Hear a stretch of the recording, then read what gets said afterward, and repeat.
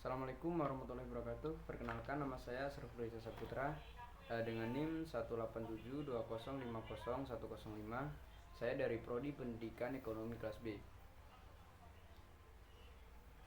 Di sini saya akan menjelaskan atau membuat video tentang aplikasi atau penggunaan aplikasi Adobe Photoshop untuk pemula.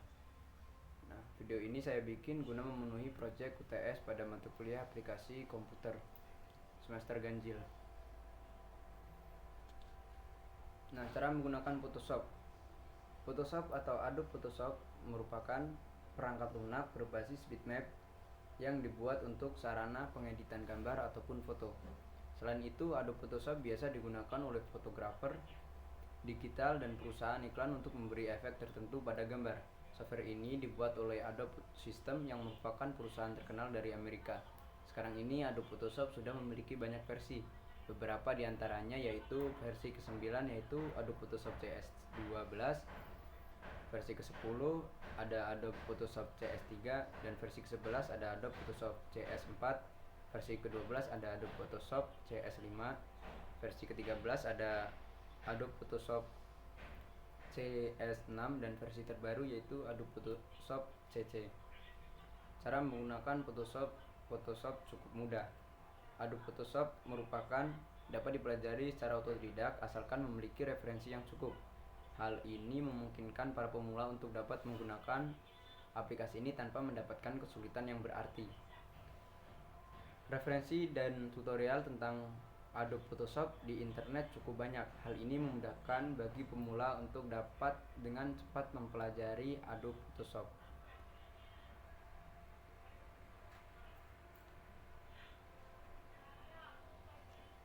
Nah, berikut langkah-langkah cara menggunakan aplikasi ini.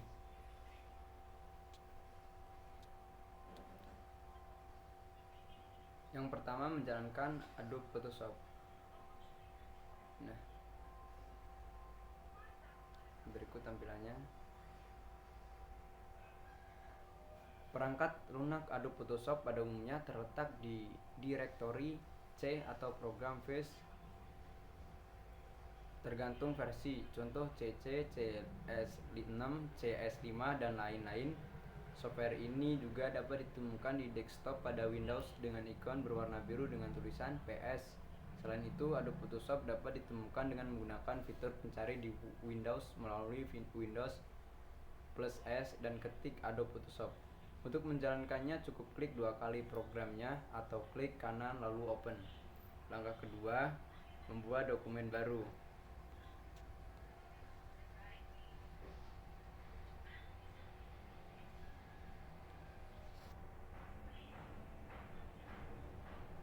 Nah, untuk dokumen baru dapat dibuat dengan mengklik menu file lalu pilih new di bagian atas kiri tampilan.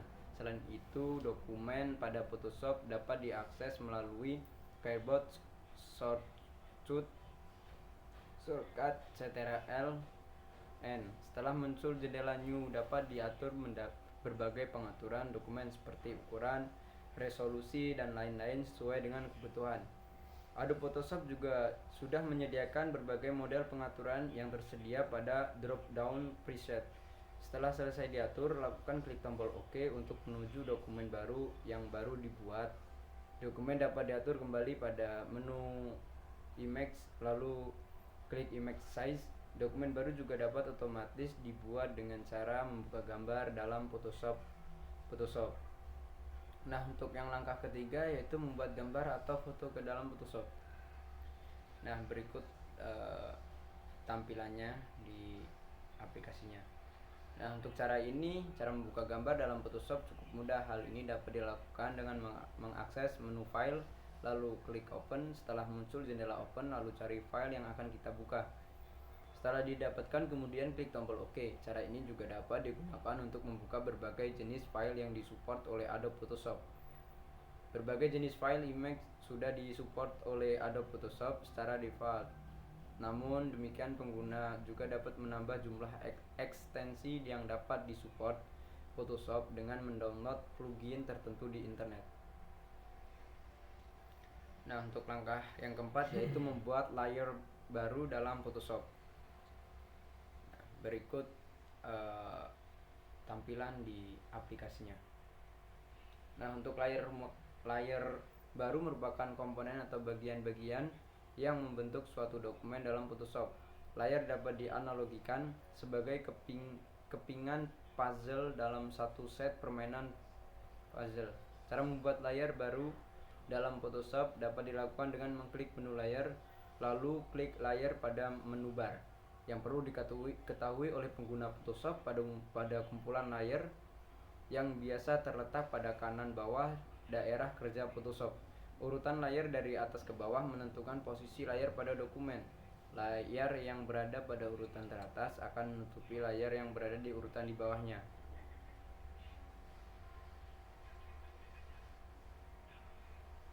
Nah, untuk yang langkah kelima yaitu menggunakan fitur seleksi pada Photoshop. Nah, kurang lebihnya seperti ini untuk tampilan di aplikasinya untuk langkah yang kelima ini. Nah, fitur seleksi merupakan keunggulan dari Photoshop sekaligus yang cukup sulit dikuasai oleh pemula. Kesulitan dari pengguna fitur ini berkaitan dengan kerapihan dari fitur seleksi. Fitur ini dapat digunakan untuk memotong gambar ataupun foto.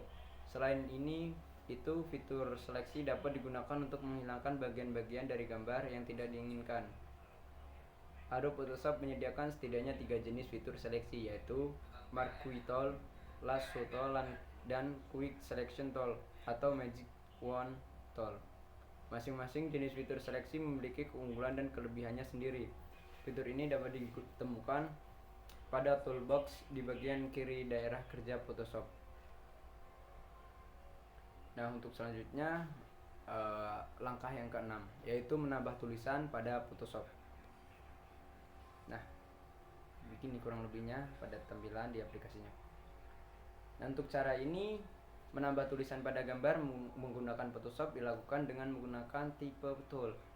Untuk dapat mengakses fitur ini dengan cepat dapat menggunakan shortcut T pada keyboard. Pengaturan jenis tulisan serta ukuran huruf dan lain-lain dapat ditemukan di bawah menu bar setelah toolbox Type Tool diklik.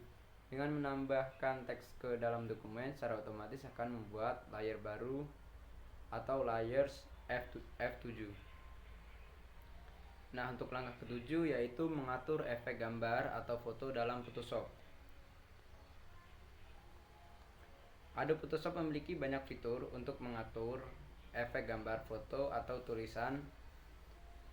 Fitur-fitur ini dapat ditemukan di menu filter, menu image, lalu klik adjustment dan klik blending option. Blending option dapat diakses dengan cara mengklik kanan layar lalu pilih blending option. Dengan mengatur dan mengedit efek gambar, foto, atau tulisan, pengguna Adobe Photoshop dapat menambahkan stroke, shadow, mempertajam gambar, mengaburkan, mengatur hue atau saturation, serta efek lain pada layar yang dipilih.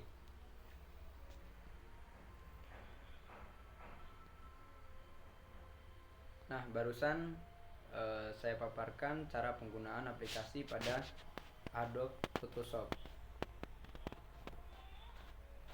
Mungkin sekian pembahasan atau yang bisa saya sampaikan pada kali ini. Ada kurang lebihnya mohon maaf. Saya akhiri, wabillahi taufiq wal hidayah. Wassalamualaikum warahmatullahi wabarakatuh. Waalaikumsalam warahmatullahi wabarakatuh. Jangan lupa Subscribe. makan.